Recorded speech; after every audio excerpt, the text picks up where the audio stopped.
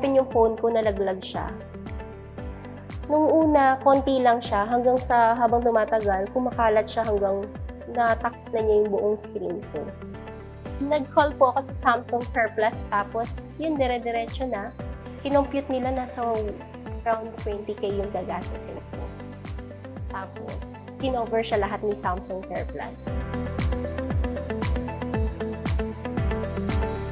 As a businesswoman and a new mom, I use my phone very frequently. One day nasira yung phone ko.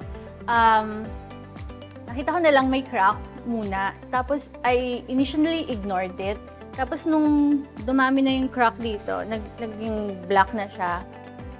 I just went to the website and filled it up with my information, like yung serial number and other details. And then after that, after a few days, ayun na, ayos na yung phone ko. Bonus pa kasi na-receive ko siya earlier than expected.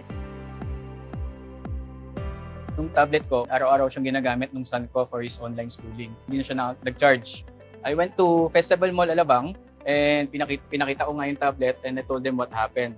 And I also told them that I availed the Samsung Care Plus. I was really surprised kasi hindi lang yung charging port yung pinilitan. Wala akong binayaran.